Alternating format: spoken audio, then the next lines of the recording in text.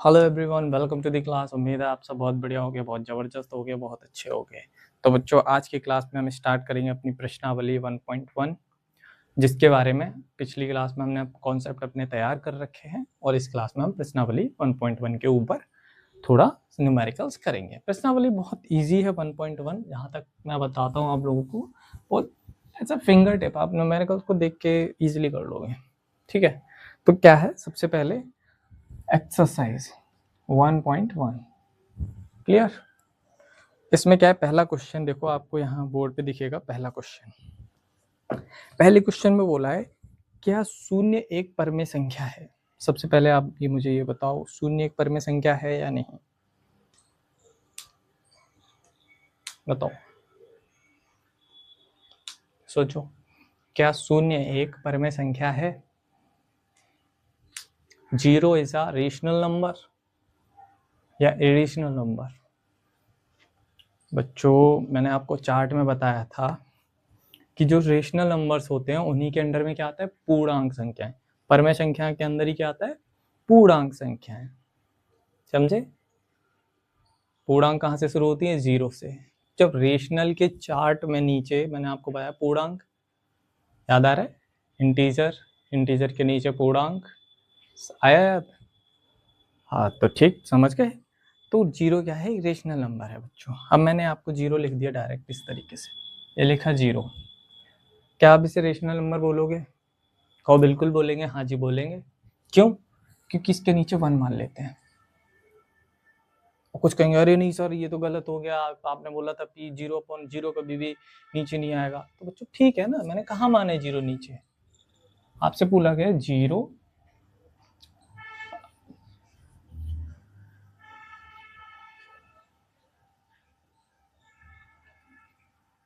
Zero परमेय संख्या है। हम बोल दो यस है, जीरो एक परमेय संख्या। अब आप कहोगे सर यहाँ क्या बोलते हैं कि इसमें जो कंडीशन थी वो तो कुछ और थी। कंडीशन क्या कहती है, परमेय की कंडीशन बताओ। पी अपॉन क्यू के फॉर्म में होना चाहिए, पहली कंडीशन। दूसरी कंडीशन क्या थी बच्चों, Q does not equal to zero. अब देखो Q does not equal to zero, हमने क्या किया, जीरो लिखा, सिंपल, ये लिख दिया जीरो। पी की जगह मान लिया हमने जीरो, ठीक। पी की जगह क्या माना, जीरो। क्यू की जगह हमने मान लिया वन। क्लियर? अब मानो ये गया और ये क्या, सिंपल, जीरो है ना। अब बोल सकते हो कि हाँ भाई कि जीरो एक परमेय संख्या है। ठीक है। अब पहला क्वेश्चन है जो आपका, जो आपको इस तरफ दिख रहा होगा, तो उसमें क्लियर है कि शून्य जीरो आपका एक परमेय संख्या है। ठीक है, क्लियर। अब कुछ बच्चे कहेंगे अरे सर ऐसे कैसे मान लिया। अब बच्चों समझो, पूर्ण संख्याएं, पूर्ण संख्या क्या होती हैं आपकी, जीरो वन टू थ्री, ठीक। इन्हें भी हम रेशनल नंबर मान सकते हैं। पूछो कैसे?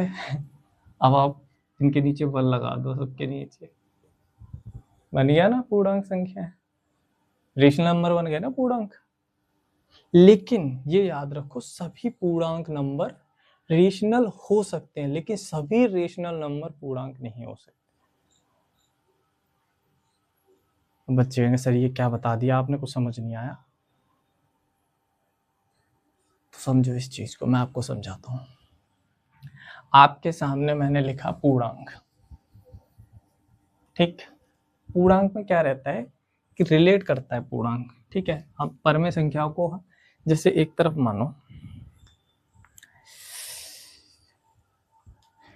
इसे मैं होल नंबर मानता हूं एक तरफ, ठीक है। मान लो ये क्या होल नंबर, मैं डायरेक्ट आपको लिख के बताता हूं।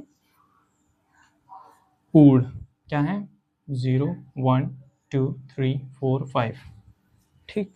सेम, फिर नीचे की तरफ आप आओ, इधर की तरफ बारे में। अब पूर्णांक इधर लिख लो आप, वन टू थ्री, हम ज्यादा नहीं ले रहे, तीन तीन पूर्णांक ले रहे हैं सिर्फ, ठीक। मैंने आपको यहाँ zero one two dot dot, ठीक। इधर भी सेम ले लिया मैंने, ठीक। परमेय पूर्ण संख्याओं को परमेय संख्या बना सकते हैं हम लोग, कैसे? इसके नीचे 1 मान लो आप, इसके नीचे भी 1 मानो, इसके नीचे भी। परमेय संख्या बन गई P upon Q, Q does not equal to 0। Clear? ठीक। लेकिन क्या आप इन्हें रेशनल नंबर बना सकते हो? क्या आप इनको, जैसे मैंने आपको लिख के दे दिया 2/3,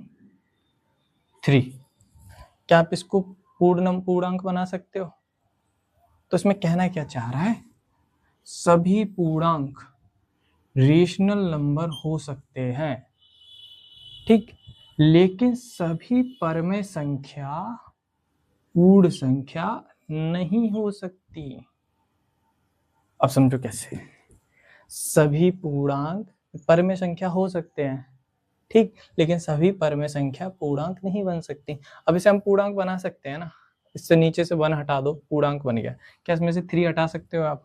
1 हम मान लेते हैं, मेरे पास ये लिखा हुआ है 2 + 4/3, तो आप इसके नीचे 1 मानोगे ना, क्या 1 मान लिया हमने, तभी तो इसका एलसीएम लोगे। हम चाहे तो ये एलसीएम नहीं, हमें 1 की जरूरत नहीं है, हम नहीं मान रहे। अगर यहाँ 3 नहीं होता हम 1 नहीं मानते।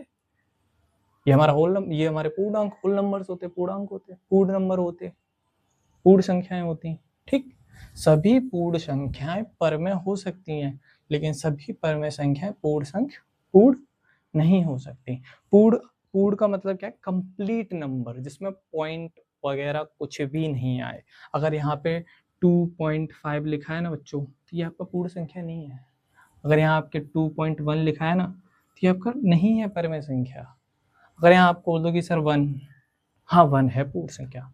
अगर आपको कोई सर 0.5 लगा दो इसके आगे, नहीं है ये।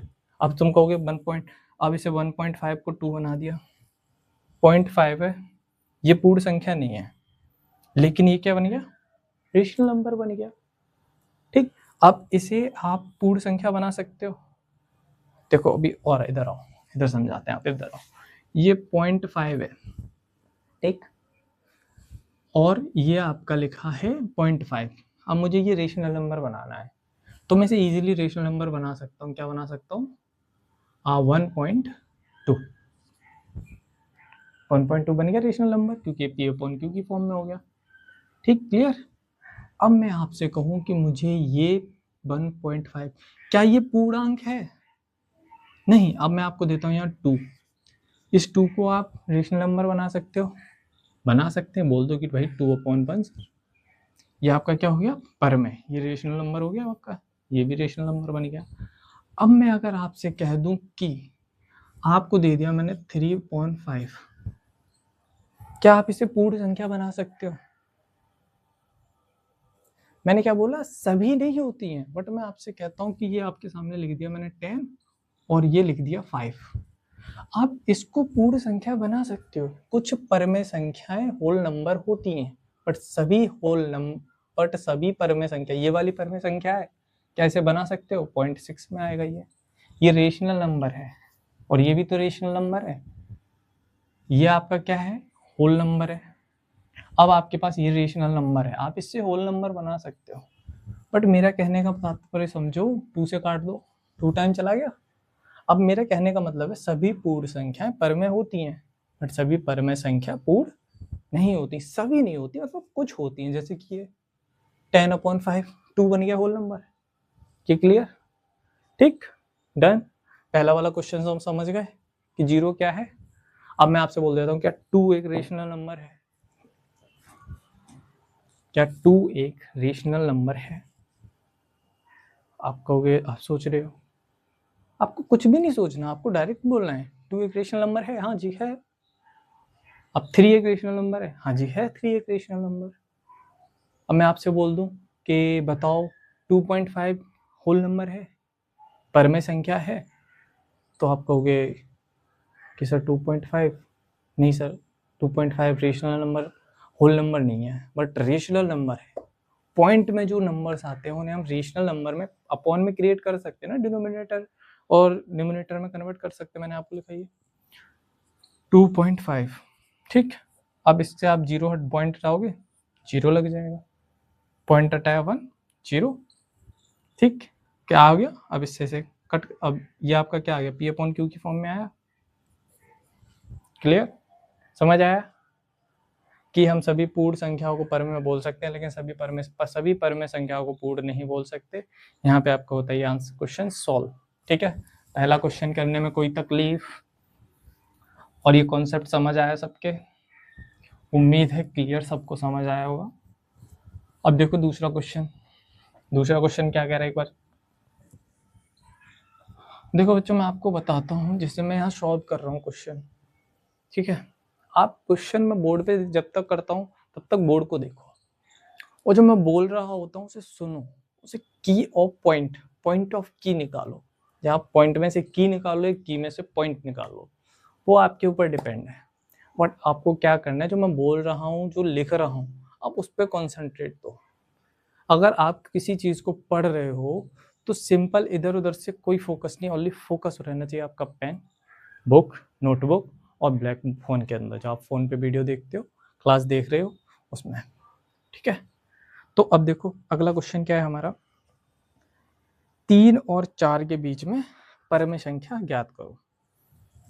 3 और 4 के बीच 5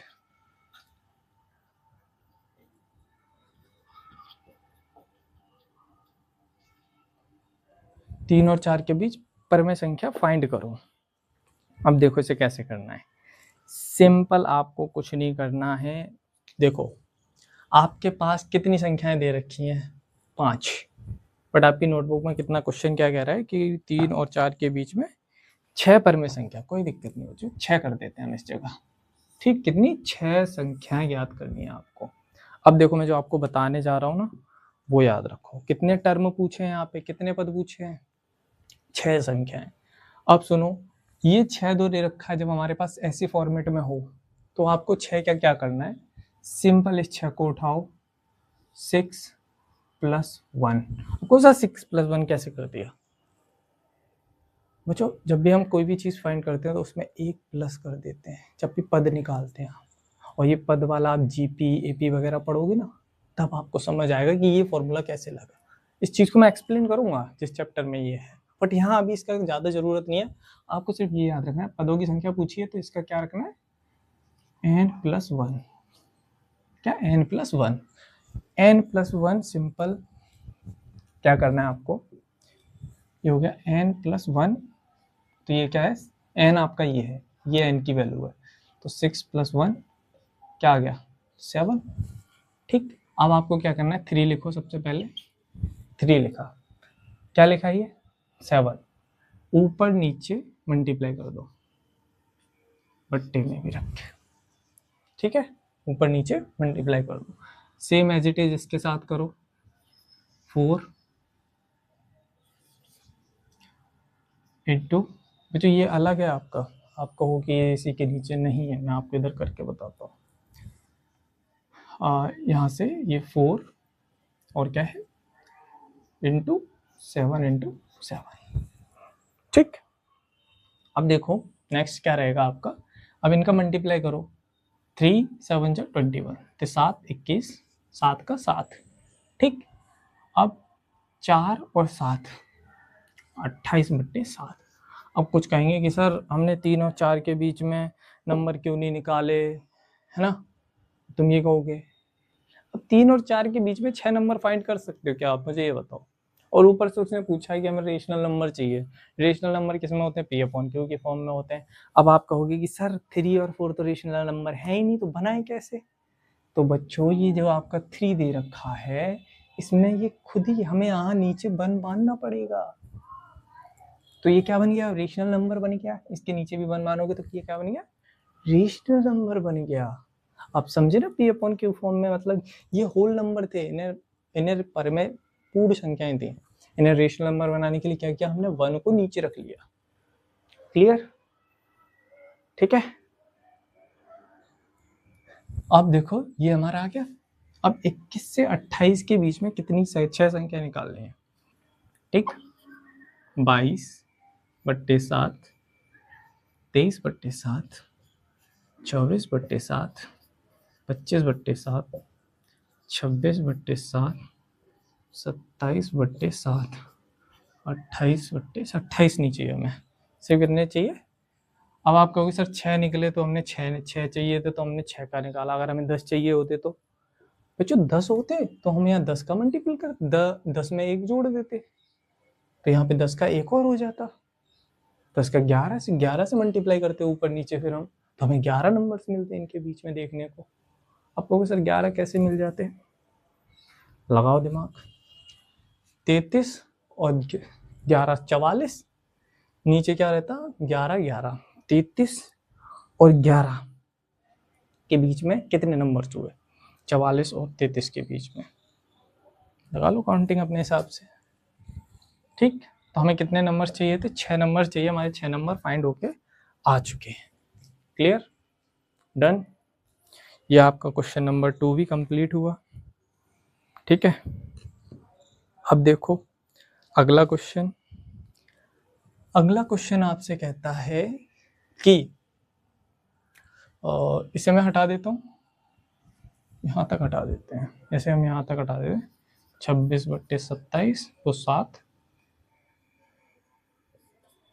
27/7 ये हो गया। अब देखो अगला क्वेश्चन, तीसरा क्वेश्चन है आपका 3/5, 3/5 और 4/5। देखो ये मैंने एग्जाम्पल में आप लोगों को कराया है।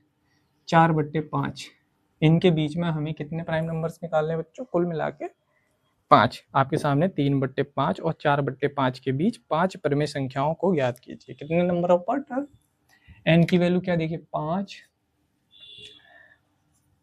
परिमेय संख्या ज्ञात करो। ये आपका 3 नंबर है और ये क्या है 4 नंबर, सॉरी ये 3 नंबर है बच्चों, आपका 5 ही क्वेश्चन है, कुल मिला के मिस्टेक हो गया। ये आपका 4 नंबर। अब देखो इन दोनों के बीच में कैसे निकालोगे आप नंबर्स। ठीक, अब इन्हें समझने के लिए आपको सबसे पहले पता होना चाहिए, मैंने आपको जो पीछे ट्रिक बताई थी सेम। अब देखो इसमें हमें ये सेम मिला, मैंने कहा था नीचे सेम बनाते हैं हम, लेकिन आप ये बताओ 3/5 और 4/5 के बीच में आप परिमेय संख्या निकाल सकते हो क्या। अब कुछ महान मूर्ति होंगे, कहेंगे सर हम पॉइंट में निकाल सकते हैं। अरे बाबा आपसे पॉइंट में पूछा है, बट आपसे 3 और 4 के बीच में पूछा है, 3/5 और 4/5। अब इन्हें समझने के लिए आप क्या करोगे कि 5 परिमेय संख्या पूछी हैं तो क्या कर दोगे n में n+1 मतलब 5+1 = 6। अब क्या करो 6 को उठा के ऊपर नीचे मल्टीप्लाई कर दो। जब आप 3/5 इंटू 6 4/5 इंटू 6 मल्टीप्लाई किया, क्या करोगे 18 30 और 30। ठीक, अब इनके बीच में हम 6 संख्याएं निकाल सकते हैं ना। देखो निकलेंगी 6 संख्या की नहीं निकलेंगी, सॉरी 6 क्यों, हमें 5 संख्याएं निकालनी है ना। तो 5 संख्या कैसे निकलेंगी हमारी, ये आपका क्या हो गया 18 19 20 21 22 23 बट्टे 30 30 30 30 30। क्लियर, कितनी है ये 5 संख्याएं आपकी निकल चुकी हैं यहाँ पर। ये समझ आ गया, जब का नीचे की संख्या सेम हो तो डायरेक्ट आपको फॉर्मूला अप्लाई कर दे, डायरेक्ट n की पावर जितने संख्या पूछी उसमें 1+ जोड़ो और निकाल दो। सेम इसमें अगर आपको नीचे पूर्ण संख्याएं दी हैं तो नीचे 1 मानो, और जितनी भी नंबर ऑफ पद पूछे हैं आपसे, नंबर ऑफ टर्म पूछे हैं, उनमें क्या कर दो 1+ कर दो, सॉरी नंबर ऑफ टर्म होते हैं उनमें क्या करना है 1+ कर दो, आपका आंसर फाइंड हो जाएगा। क्लियर, ये भी क्लियर हो गया, ये भी क्लियर हो गया। बच्चों क्वेश्चन नंबर 4 देखो आप लोग। क्वेश्चन नंबर 4 में बच्चों आपसे बोला गया है, क्वेश्चन नंबर 4 में नीचे दिए गए कथन सत्य हैं या असत्य, कारण के साथ उत्तर दीजिए। तो अभी देखो पहला वाला भी आपको साइड में दिखता रहेगा, कौन सा क्वेश्चन मैं पढ़ रहा हूँ। ठीक है, पहला प्राकृतिक संख्याएं एक पूर्णांक संख्या है, पूर्ण संख्या है। अब कुछ बच्चे कहेंगे सर प्राकृतिक संख्याएं पूर्ण संख्याएं कैसे होती हैं। अभी मैं आता रहा था ना आपको रेशनल इरेशनल का फर्क, तो समझो इसे हटाते क्लीन करते हैं पहले। प्राकृतिक, सबसे पहले बताओ प्राकृतिक संख्याएं क्या होती हैं। प्राकृतिक संख्याएं जो होती हैं आपकी वो होती हैं 1 से स्टार्ट। किससे स्टार्ट होती हैं? 1 से। मैंने बोला ना प्राकृतिक की देन मतलब किसी चीज को गिनना स्टार्ट करोगे 1 से, तो नेचुरली 1 से ही स्टार्ट करते हैं। प्राकृतिक 1 से शुरू होता है, और पूर्ण कहाँ होती है? 0 से शुरू होती है। तो आपसे पूछा क्या है? प्रत्येक प्राकृतिक संख्या एक पूर्ण संख्या है, मतलब नेचुरल नंबर और होल नंबर। नेचुरल नंबर क्या होते हैं आपके? 1 2 3 4 5 6। क्लियर? अब देखो, अब होल नंबर कहाँ से स्टार्ट होते हैं बच्चों? 0 1 2 3 4 5 6 टोटल। अब आप कहोगे कि सर तो बताओ ये सत्य है असत्य है। अब मैं आपको बताऊं, होल नंबर देखो आप, ये ऊपर वाला हटाओ, ऊपर वाला मत मानो। नेचुरल नंबर कहाँ से स्टार्ट होते हैं? 1 से। यहाँ से लेके इन्फानाइट तक, जहां भी ये नंबर इन्फानाइट खत्म होंगे, ये सारे क्या? Natural number.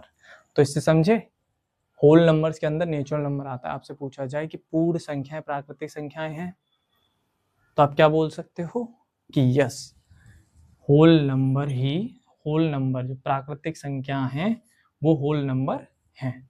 क्योंकि अगर ये W है आपका, मानो ये W है, तो इसके अंदर N आता है पूरा, समझ गए? तो क्या है फिर, ये समझे, होल नंबर के अंदर N आता है। अब ये प्राकृतिक संख्या, इनके आगे 0 लगा दूंगा तो ये होल नंबर बन गए। क्लियर? समझ आ गया कि सभी पूर्ण संख्याएं प्राकृतिक संख्याएं होती हैं। ठीक है, सभी प्राकृतिक संख्याएं पूर्ण संख्याएं होती हैं। अगर आपसे उल्टा पूछ लिया जाए, क्या ये n का गोला है पूरा, क्या इसमें w आएगा? नहीं आएगा बच्चों, क्योंकि हम प्राकृतिक में 0 नहीं जोड़ सकते, 0 हमें बाहर रखना पड़ेगा। अब इसमें क्या है, 0 से शुरू होता है 1 2 3, ये 1 2 3 1 2 3 तो इसके अंदर आएंगे ना, 0 बाहर है। अब इसमें क्या है, ये स्टार्ट होता है 1 2 3, 0 से कहाँ हुआ? 0 हमारा है ही नहीं इसमें, तो 0 बाहर है, ये नहीं होगा। तो पहला वाला क्या है? सत्य। क्या बोले कि सभी प्राकृतिक संख्याएं, क्या देखो यहाँ देखो, सभी प्राकृतिक संख्याएं, सभी एन का मतलब सभी प्राकृतिक संख्याएं, ठीक, नेचुरल नंबर होल नंबर होते हैं। ठीक, सभी प्राकृतिक संख्याएं पूर्ण संख्याएं होती हैं। अब देखो, सभी ने होल नंबर W से होल नंबर नेचुरल नंबर नहीं होते। क्लियर? ठीक, ये इसके लिए आपका, ये इसके लिए, समझ गए? पहला क्वेश्चन हो गया। अब दूसरा क्वेश्चन समझो। पूर्णांक, प्रत्येक पूर्णांक एक पूर्ण संख्या होती है। अब मैं आपसे बोला कि ये बताओ, अब मैं आपसे बताऊं, क्या सभी कुठिया के अंदर गेहूं आ सकते हैं? जो कोठली होती है आपकी गेहूं वाली, घर के घर में होती है, जहां आप गेहूं को, व्हीट को स्टोर करके रखते हो गेहूं को, ठीक, क्या वो गेहूं उसके अंदर आता है ना? अब मैं आपसे बोलूं गेहूं के अंदर कुठिया डाल दो, डाल सकते हो? नहीं। तो सेम समझो, अगर ये आपकी कुठिया है तो ये गेहूं है, गेहूं कुठिया के अंदर जा सकता है, बट कुठिया गेहूं के अंदर नहीं जा सकती है। समझ गए? आपका ये क्या, कुठिया, और ये गेहूं, तो ये कुठला जो कंटेनर है वो ये है, गेहूं ये है कंटेनर, ये कंटेनर के अंदर ही तो कुठिया गेहूं डालोगे। अब गेहूं के अंदर तो आप कंटेनर डाल नहीं सकते। क्लियर? अब दूसरा क्वेश्चन है क्या, दूसरा क्वेश्चन भी आपसे सेम पूछा गया है। पूर्णांक क्या होते हैं, सबसे पहले आप ये बताओ। पूर्णांक क्या होते हैं? इंटीजर, नेगेटिव और पॉजिटिव जो नंबर लाइन पे होते हैं। ठीक, एक तरफ क्या होता है बच्चों आपके, नेगेटिव नंबर्स होते हैं, और सेम इधर से 0, इधर क्या होते हैं पॉजिटिव नंबर्स, इधर क्या होते हैं नेगेटिव नंबर्स। ठीक, इधर पॉजिटिव इधर नेगेटिव। क्लियर? तो इनमें ये बताओ, सभी पॉजिटिव नंबर में होल नंबर आते हैं सबरे? बताओ, मैं आपकी लैंग्वेज में बताता हूँ इधर कि ये आपका लिखा 0, ये लिखा मैंने आपका 0, ठीक, 1 2 3 4 5 डॉट डॉट डॉट 1 2 3 4 5। ठीक, अब ये बताओ सभी पूर्णांक संख्या जो इंटीजर होते हैं उसके अंदर होल नंबर आते हैं। ये मानो आपका इंटीजर है, इंटीजर का गोला है। ठीक, क्या इसके अंदर होल नंबर आते हैं?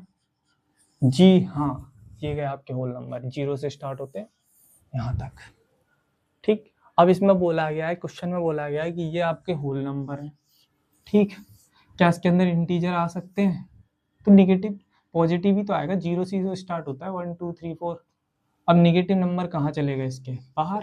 तो ये क्या हो गया आपका? गलत, असत्य। ठीक, अब नीचे चलते हैं, उससे नीचे। प्रत्येक परमेय संख्या एक पूर्ण संख्या होती है।